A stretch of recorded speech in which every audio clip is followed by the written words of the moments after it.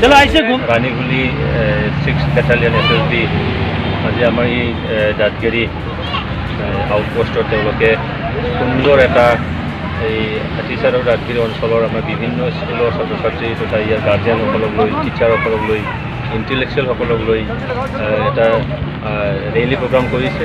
আৰু আপোনালোকে চবেই জানে, আমি চবেই জানো যে হৰ ঘৰ তিৰংগা আজাদী কা অমৃত মহোৎসৱ, তাৰমানে ৭৫ বছৰ ভাৰতৰ আজাদীৰ দিৱসৰ লগত সংগতি ৰাখি এই প্ৰগ্ৰামটো বিভিন্ন জেগাত আমাৰ চৰকাৰী বেচৰকাৰী অনুষ্ঠানবোৰে কৰি আছে।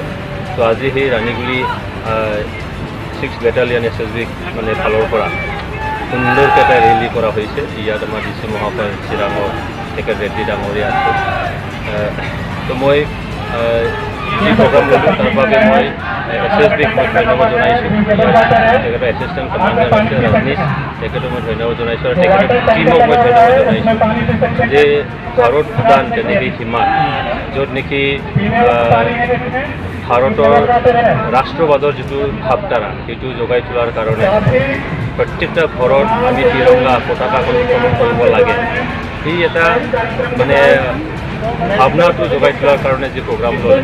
আমি জানো যে বাহ্যিক যিটো আমাৰ মানে আমাৰ ভাৰতবৰ্ষৰ বা দেশৰ যি এটা চিটুৱেশ্যন আৰু আমাৰ আন্দোলনী বা ইণ্টাৰনেল যি ছিকিউৰিটি, এক্সটাৰ্নেল ছিকিউৰিটি যিমান আমাৰ ইম্পৰ্টেণ্ট, ইণ্টাৰনেল ছিকিউৰিটি সিমানেই ইম্পৰ্টেণ্ট। এক্সটাৰ্নেল ছিকিউৰিটি আমি আৰ্মি পেৰামিলিটাৰীৰ দ্বাৰা আমি প্ৰটেক্ট কৰিব পাৰোঁ, কিন্তু ইণ্টাৰনেল ছিকিউৰিটিটো যদি আমি নাগৰিকে যদি সজাগ নহয়, নাগৰিকৰ মনত যদি নিজৰ ভাৰত মাতা, নিজৰ দেশক ভাল পোৱা, দেশপ্ৰেম যদি জাগি নুঠে, তো মানে ইণ্টাৰনেল ছিকিউৰিটি মানে এইটো কৰাটো মানে সম্ভৱ যদিও হয়, তথাপিও বহুত মানে অসুবিধা নিশ্চয় আহি যায়।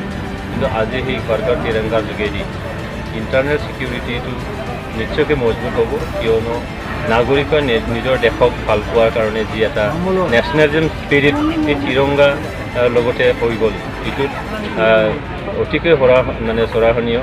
আৰু ইয়াৰ দ্বাৰা আমাৰ দেশৰ গৌৰৱ নিশ্চয়কৈ বাঢ়িব, জনসাধাৰণৰ মাজত নিজৰ দেশক ভাল পোৱা, দেশক প্ৰেম নিশ্চয় বাঢ়িব আৰু ইয়ে আমাক ইণ্টাৰনেল ছিকিউৰিটিৰ কাৰণে সহায় হ'ব। हर घर तिरंगा प्रोग्राम आमार एटू हाथीचार एरिया आम ऑर्गनाइज आमार पैरामिलिटारी फोर्सेस और सिक्योरिटी एजेंसीज के साथ आम ऑर्गनाइज करी आसो। मेनली आज इते 6 বেটালিয়ন SSB आमार लगत जोगाजोग करी स्कूल चिल्ड्रन लगते एटू रैली और आमार extra curricular activities like dancing competitions and also singing competitions organise करिছে। आमी याते आनी ভাল পাইছো seeing the participation of children here। आमी आमार डिस्ट्रिक्ट एडमिनिस्ट्रेशनर द्वारा বিভিন্ন एक्टिविटीज अलरेडी आमार डिस्ट्रिक्ट चलि आछे। बीट पेड प्रेसापर পৰা আমি फ्लैग डिस्ट्रीब्यूशन करी आछे, बिक्री करी आछे एंड ऑल्सो आमार सेल्फ हेल्प ग्रुपर পৰা আমি आमार urban local bodies they are also trying to sell the flags আৰু আমি বিভিন্ন ক্ষেত্ৰত আমি ৰ্যালি প্ৰগ্ৰাম भी অলৰেডি অৰ্গানাইজ কৰিছো আৰু অৰ্গানাইজ কৰি আছো আৰু নেক্সট 3 দিনতে আৰু প্ৰগ্ৰাম হ'ব बीट इन काजलगांव, बिजनी, बासुगांव और हाथीचार आज याते और आज रानीखाटा एरिया में एटू डांगोर रैली हो एटू प्रोग्राम आमार गार्डियन मिनिस्टर आहिसे। सो मैं आशा करी आसो आमार डिस्ट्रिक्ट ভাল पार्टिसिपेशन होबो हर घर तिरंगा क्षेत्र और आमार डिस्ट्रिक्ट एटू सक्सेस हो। Thank you. दादगिरी में सभी लोग इकट्ठा हुए हैं, जिसमें हमारे बीच में सिडली के माननीय विधायक बासुमतारी जी, चिरांग के डिप्टी कमिश्नर रेड्डी सर, मैं खुद रजनीश कुमार मोरल कमांडिंग ऑफिसर 6 बटालियन, मेरी टीम ऑफ ऑफिसर्स और हमारे बटालियन के जवान दादगिरी, सोनापुर और शांतिपुर के विभिन्न स्कूलों के बच्चे, जैसा कि आप देख रहे हैं आज हमने यहाँ पे एक रंगारंग कार्यक्रम किया था। आज़ादी का अमृत महोत्सव सेलिब्रेट करने के लिए हर घर तिरंगा जो कैंपेन चला हुआ है, उसमें यहाँ दादगिरी में अपने कैंप से लेके और इंटरनेशनल बॉर्डर तक हमने